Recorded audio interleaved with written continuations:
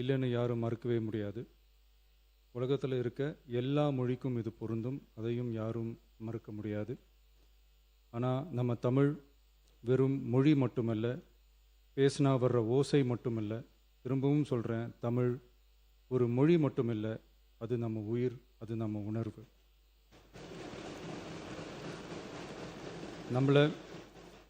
நம்மளை பெற்ற தாயை அம்மானு சொல்கிறப்பெல்லாம் பாசமும் சொந்தமும் நம்மளை அறியாமலே உயிரா உறவா உணர்வா தானாக உள்ளுக்குள்ளே தோணும்ல.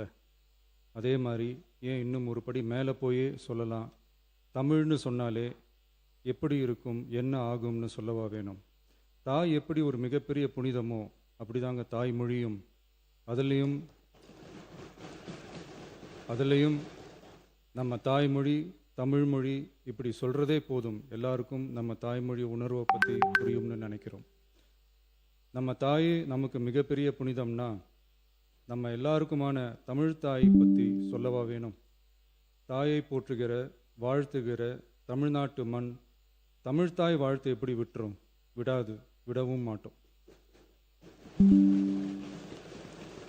மாண்புமிகு பேரவைத் தலைவர் அவர்களே, நம்ம தமிழ்தாய் வாழ்த்த 1891 எழுதின மனோன்மணியம் சுந்தரனார் நம்ம தமிழ் மொழியவே தமிழ் தாய்னு சொல்லி உயர்வா பாடினார்.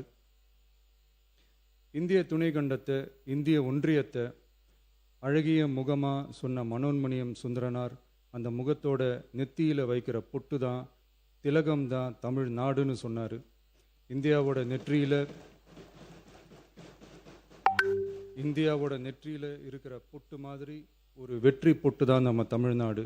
அந்த பொட்டோட நறுமணம் உலகம் பூரா பரவுற மாதிரி தமிழோட புகழும் உலகம் பூரா பரவணும்னு சொன்னார். உண்மைதானே அது? இன்னைக்கு தமிழ் பேசுகிற மக்கள் இல்லாத நாடுகளே ரொம்ப குறைவு தானே. தமிழும் தமிழனும் இல்லாத நாடு எது? திரும்பவும் சொல்லலாம், தமிழ் ஒரு மொழி மட்டுமல்ல, அது ஒரு பண்பாடு, அது ஒரு நாகரிகம், அது ஒரு சிந்தனை, அது ஒரு அன்பு. தமிழ்னா விருந்தோம்பல், சுருக்கமாக சொன்னால் தமிழ்னா கெத்து, தமிழ்னா பவர். அந்த தமிழோட புகழ சொல்கிற தமிழ்தாய் வாழ்த்தில் அனைத்து உலகமும் இன்பமுறன்னு சொல்லி உலகத்தையே நம்ம தமிழ் உயர்த்தி பிடிக்குதே தவிர எந்த மொழியையும் எந்த மதத்தையும் எந்த இனத்தையும் ஏன் எந்த ஒரு தனி மனுஷனை கூட தாழ்த்தி பேசலை, யாரையும் கொஞ்சம் கூட காயப்படுத்தலை. மாண்புமிகு பேரவைத் தலைவர் அவர்களே, நம்ம ஒவ்வொருத்தருக்கும் தனித்தனியாக ஒரு பேர் இருக்கும்.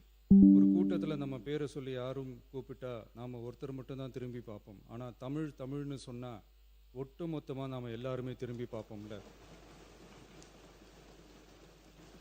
அப்படி நம்ம எல்லாருக்கும் இருக்கிற பொது பேரு தானே அது. நமக்கு தமிழ்னு அடையாளத்தை கொடுத்ததே தமிழ் தானே.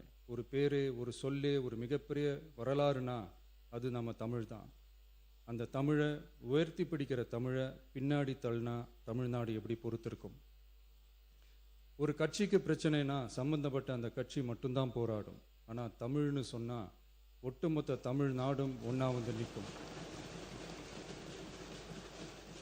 அதனால தான் சொல்கிறோம், தமிழ்னா உயிர், தமிழ்னா உணர்வு.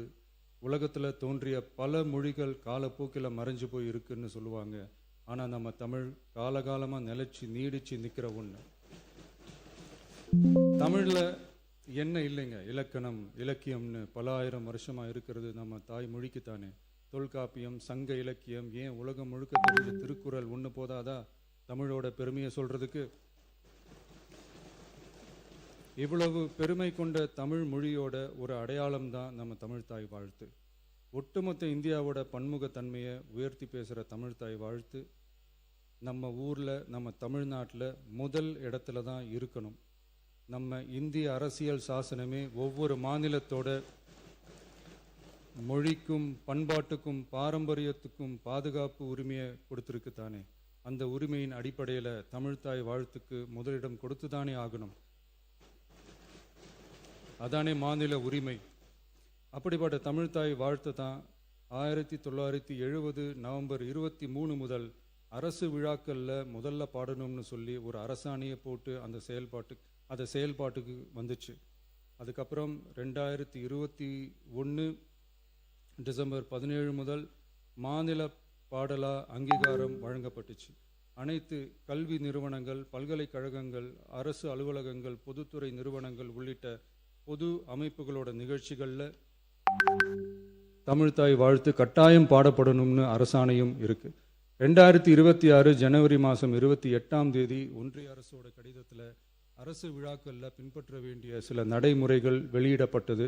அந்த ஆணையில் மாநில பாடல் பற்றி எந்த வழிமுறையும் இல்லாமல் இருந்துச்சு.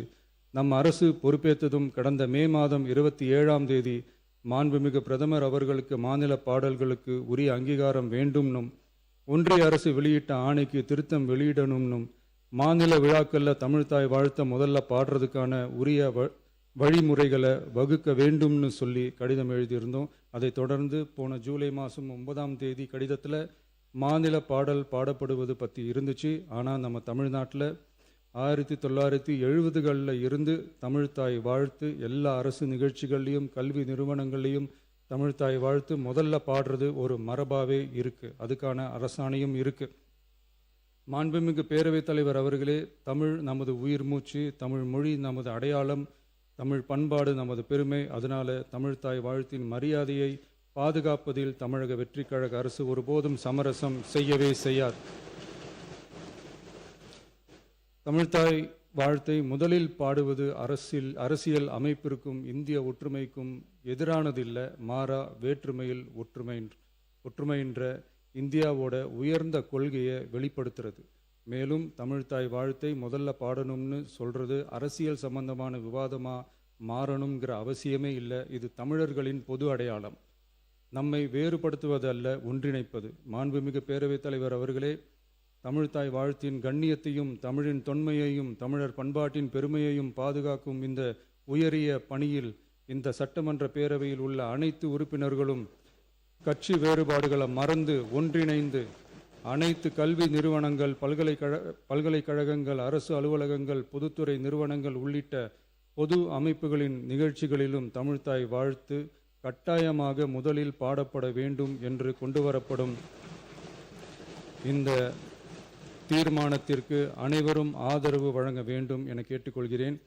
தமிழ்தாய் வாழ்த்து தொடர்பான அரசினர் தீர்மானம். தமிழ் உலகின் தொன்மை வாய்ந்த செம்மொழியாகவும் தமிழர் நாகரிகம் உலகின் மிக பழமையான பண்பாட்டு மரபுகளில் ஒன்றாகவும் திகழ்வதை பேரவை பெருமையுடன் பதிவு செய்கிறது. மனோன்மணியம் சுந்தரனார் அவர்களால் 1891 எழுதப்பட்ட மனோன்மணியம் என்ற நாடக நூலின் பாயிரத்திலிருந்து எடுக்கப்பட்ட தமிழ்தாய் வாழ்த்து 1970 நவம்பர் 23 முதல் அரசு விழாக்களில் முதலில் பாடப்பட வேண்டும் என அரசாணை வெளியிடப்பட்டு செயல்பாட்டுக்கு வந்துள்ளது. 2021 டிசம்பர் 17 முதல் மாநில பாடலாக அதிகாரப்பூர்வ அங்கீகாரம் வழங்கப்பட்டு தமிழ்நாட்டில் அமைந்திருக்கும் அனைத்து கல்வி நிறுவனங்கள், பல்கலைக்கழகங்கள், அரசு அலுவலகங்கள், பொதுத்துறை நிறுவனங்கள் உள்ளிட்ட பொது அமைப்புகளின் நிகழ்ச்சிகளிலும் நிகழ்வு தொடங்குவதற்கு முன் தமிழ்தாய் வாழ்த்து கட்டாயம் பாடப்படும் என்று ஆணையிடப்பட்டுள்ளது. இந்நிலையில் ஒன்றிய அரசின் உள்துறை அமைச்சகத்தால் 2026 ஜூலை மாதம் 9 கடிதத்தில் மாநில பாடல் பாடப்படுவது குறித்து தெரிவிக்கப்பட்டுள்ளது. தமிழ்நாட்டில் 1970களில் இருந்து அனைத்து அரசு நிகழ்ச்சிகளிலும் கல்வி நிறுவனங்களிலும் தமிழ்தாய் வாழ்த்து பாடல் முதலில் பாடப்படுவது மரபுத்தன்மையாகவும் அரசாணைகளின் வாயிலாகவும் பின்பற்றப்பட்டு வருகிறது. ஆகவே தமிழ்தாய் வாழ்த்து தமிழ் மொழிக்கும் தமிழர் பண்பாட்டிற்கும் செலுத்தப்படும் மரியாதையின் வெளிப்பாடாகும் என்பதை இப்பேரவை வலியுறுத்துகிறது. இந்திய அரசியலமைப்பு வழங்கியுள்ள மொழி மற்றும் பண்பாட்டு உரிமைகளின் அடிப்படையில் தமிழ்நாட்டின் பண்பாட்டு அடையாளத்தை நிலைநிறுத்தும் வகையில் தமிழ்நாட்டில் அமைந்திருக்கும் அனைத்து கல்வி நிறுவனங்கள், பல்கலைக்கழகங்கள், அரசு அலுவலகங்கள், பொதுத்துறை நிறுவனங்கள் உள்ளிட்ட பொது அமைப்புகளின் நிகழ்ச்சிகளிலும் நிகழ்வு தொடங்குவதற்கு முன் தமிழ்தாய் வாழ்த்து கட்டாயம் முதலில் பாடப்பட வேண்டும் என தமிழ்நாடு சட்டமன்ற பேரவை ஏகமனதாக தீர்மானிக்கிறது என்ற தீர்மானத்தை நான் முன்மொழிகிறேன். அனைத்து கட்சிகளை சார்ந்த உறுப்பினர்களும் இந்த தீர்மானத்தை ஒருமனதாக நிறைவேற்றி தர வேண்டுகிறேன். நன்றி, வணக்கம். மாண்புமிகு உறுப்பினர் முனைவர் கோவி செழியன் அவர்கள் பேச வருகின்ற மாண்புமிகு சட்டமன்ற உறுப்பினர் சுருக்கமாக இதை ஒட்டி மட்டும் பேசி வரவேற்று அமைக வேண்டுகிறேன். மாண்புமிகு பேரவைத் தலைவர் அவர்களே, வெண்டாடி வேந்தர் தந்தை பெரியாரை வணங்குகிறேன். காஞ்சியின் மன்னன் கடமை கண்ணியம் கட்டுப்பாட்டை கற்றுத்தந்த பேராசார் அறிஞர் அண்ணாவை வணங்குகிறேன். என்னை கடலில் தூக்கி எறிந்தாலும் நான் கட்டுமரமாக வதைப்பேன், நீங்கள் சவாரி செய்யலாம் என்று தியாக உள்ளத்தோடு வாழ்ந்த முத்தமிழறிஞர் மூதறிஞர் டாக்டர் கலைஞர் அவர்களை வணங்குகிறேன். எங்கள் இயக்கத்தின் தலைவர் ஓய்வறியா உழைப்பாளி அண்ணன் தளபதி மு க ஸ்டாலின் அவர்களை வணங்குகிறேன். எங்களை இயக்குகிற தலைவர் எதிர்க்கட்சி தலைவர் எங்கள் ஆருயிர் அண்ணன் அண்ணன் உதயநிதி ஸ்டாலின் அவர்களை வணங்குகிறேன். மாண்புமிகு பேரவைத் தலைவர் அவர்களுக்கும் முதலமைச்சர் அவர்களுக்கும் அமைச்சர் பெருமக்களுக்கும் முன்வரிசை தலைவர்களுக்கும் அனைத்து சட்டமன்ற உறுப்பினர்களுக்கும் என்னை 2011, 16, 21, 26 4 முறை திருவிடைமருதூர் தொகுதியிலிருந்து தேர்வு செய்து அனுப்பிய எனது தொகுதி மக்களுக்கும் மனமார்ந்த நன்றியை சொல்லி, பேரவைத் தலைவர் அவர்களே, முதலமைச்சர் அவர்களால் கொண்டு வரப்பட்டிருக்கிற தமிழ்தாய் வாழ்த்து பாடல் குறித்த தனி தீர்மானத்தை திராவிட முன்னேற்ற கழகத்தின் சார்பில் நான் வழிமொழிகிறேன், ஆதரிக்கிறேன். இந்த சொற்றொடரை நான் பயன்படுத்துவதற்கு காரணமாக இருந்த எங்கள் ஆருயிர் அண்ணன் கழகத்தின் தலைவர் அண்ணன் தளபதி அவர்களுக்கும், வாய்ப்பினை வழங்கிய எதிர்க்கட்சி தலைவர் ஆருயிர் அண்ணன் உதயநிதி ஸ்டாலின் அவர்களுக்கும், சட்டப்பேரவை துணைத் தலைவர் மற்றும் கொறடா அவர்களுக்கும் திராவிட முன்னேற்ற கழகத்தின் சார்பில் நன்றியை தெரிவித்துக் கொள்கிறேன். மனோன்மணியம் சுந்தரனார் எழுதிய தமிழ்தாய் வாழ்த்து பாடல் 1891 தாயிரம் என்ற பாடலோடு எழுதப்பட்ட வரிகள். அருமையான சொற்றொடர்கள். இன்றும் இளமை குறையாத மொழி தமிழ் மொழி என்பதை நிரூபித்த பாடல். இப்பாடல் 1970 மாண்புமிகு முதலமைச்சர் தந்திருக்கிற தனி தீர்மானத்தின்படி 11/3/1970 தமிழ்தாய் வாழ்த்து பாடல் அரசு நிறுவனங்களில், பள்ளிகளில், கல்லூரிகளில், பொது நிறுவனங்களில், பல்கலைக்கழகங்களில் பாடிட வேண்டும் என்று அந்த பாடலை முதலில் அரசாணை வெளியிட்டு இதுதான் தமிழ்தாய் வாழ்த்து பாடல் என்று பாட வைத்த தலைவர் முத்தமிழறிஞர் அன்பு தலைவர் டாக்டர் கலைஞர் அவர்கள். தமிழ் மொழிக்கென்று சில சிறப்புகள் உண்டு. தாயை பழித்தவனை யார் தடித்தாலும் விடேன், தமிழை பழித்தவனை தாய் தடுத்தாலும் விடேன் என்று வீர பெருமை பேசுகிற தமிழர்களாகிய நாம் இன்னைக்கு தமிழ்தாய் வாழ்த்து பாடலுக்கு 3ஆம் இடம் என்று சொல்லுகிற பொழுதுதான் மிகுந்த அவமானத்துக்குரியவர்களாக மாறினோம். தமிழ்நாடு முதலமைச்சர் அவர்களால் கொண்டு வரப்பட்ட தமிழ்தாய் வாழ்த்து அரசாணையை பலமுறை பாடப்பட்ட பொழுது கவனக்குறைவாக இருப்பது, அலட்சியப்படுத்துவது என்ற நிலை இருந்தது. யார் அலட்சியப்படுத்தினார் என்று சொற்றொடருக்குள் போக விரும்பவில்லை. இதை அறிந்த முன்னாள் முதலமைச்சர் எங்கள் கழகத்தின் தலைவர் ஆருயிர் அண்ணன் தளபதி அவர்கள் முதலமைச்சர் வடித்திட்ட அந்த தனி தீர்மானத்தில் குறிப்பிடப்பட்டுள்ள தேதியின்படி 2021 டிசம்பர் 12 கட்டாயம் தமிழ்தாய் வாழ்த்து பாடல் பாட வேண்டும் என்று அரசாணை வெளியிட்டு அதனை நிலைநிறுத்திய பெருமையும் திராவிட முன்னேற்ற கழகத்தை சாரும். அது மட்டுமின்றி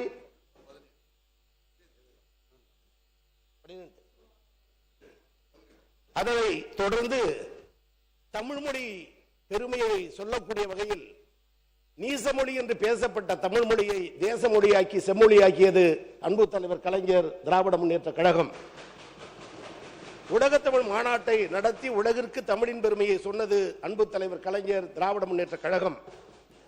சென்னையில் செம்மொழி தமிழாய்வு நிறுவனத்தை கொண்டு வந்து தமிழ் மொழி சிறக்க அரிய பல பணிகளை செய்தது திராவிட முன்னேற்ற கழகம். கரந்தையில் பாடப்பட்ட அந்த தமிழ்ச்சங்க பாடல் இன்றைக்கு மனோன்மணியம் சுந்தரனார் பல்கலைக்கழகத்தில் வெந்த புண்ணில் வேல் என்பதை போல எந்த பாடலை இந்த உலகுக்கு யாத்து தந்தாரோ அந்த பல்கலைக்கழகத்தில் தாய்மொழியின் அடையாளமாக இருக்கிற தமிழ்தாய் வாழ்த்து பாடல் 3ஆம் இடம் தள்ளப்பட்ட வேதனை. அனைத்து கட்சிகளும் கண்டித்த நிலையில் எங்கள் கழகத்தின் தலைவர் கடுமையான முறையில் கண்டித்தார், எதிர்த்தார். அதற்கும் ஒரு செயல் வடிவம் கொடுக்கக்கூடிய வகையில் தான் இன்றைக்கு தனி தீர்மானத்தை நாம் கொண்டு வந்திருக்கிறோம் என்பது இந்த சட்டப்பேரவை என்றைக்கும் நினைத்து பார்க்கும். எனவே இந்த நேரத்தில் திராவிட முன்னேற்ற கழகத்தின் சார்பில் ஆதரிக்கிற இந்த நேரத்தில் தமிழ்நாடு என்று பெயர் மாற்றம் தந்தது அண்ணா திராவிட முன்னேற்ற கழகம். தமிழ்தாய் வாழ்த்து பாடலை கொண்டு வந்தது கலைஞர் திராவிட முன்னேற்ற கழகம். அதை சட்டப்படி கொண்டு வர வேண்டும் என்று ஆணை பிறப்பித்தது தளபதி மு க ஸ்டாலின் திராவிட முன்னேற்ற கழகம். அதை தொடர் ஓட்டமாக எடுத்துச் சென்று அதை கட்டி காக்கின்ற பெருமை எங்கள் எதிர்க்கட்சி தலைவர் அண்ணன் உதயநிதி ஸ்டாலின் திராவிட முன்னேற்ற கழகம். இவ்வளவும் சிறப்புகளை தமிழ் மொழிக்கும் தமிழ்தாய் வாழ்த்து பாடலுக்கும் திராவிட முன்னேற்ற கழகத்தின் சார்பில் ஆதரிக்கிறோம். ஆனால் அடிக்கடி மாறப்படுகிற இந்த சூழலை மாற்றிட மாண்புமிகு முதலமைச்சரும் இந்த அவையும் பேரவைத் தலைவரும் அதை சட்டமாக்கி தந்தால் எவரும் இந்த தவறுக்கு துணை போக மாட்டார்கள். அதற்கு நிலையான உறுதியான இரும்புத்தன்மையான அதிகாரம் கிடைக்கும் என்ற நிலையில் ஆதரிக்கிற அதே நேரத்தில் சட்டமடமாக்கி தாருங்கள் என்ற வேண்டுகோளை வைத்து திராவிட முன்னேற்ற கழகத்தின் சார்பில் வரவேற்று அமர்கிறேன். வணக்கம். மாண்புமிகு முன்னாள் முதலமைச்சர் திரு எடப்பாடி கே பழனிசாமி அவர்கள். மாண்புமிகு பேரவைத் தலைவர்களே, தமிழ் தாய் வாழ்வு குறித்து அரசின் தனி தீர்மானத்தை மாண்பு முதலமைச்சர் அவர்கள் இங்கே முன்மொழிந்திருக்கின்றார்கள்.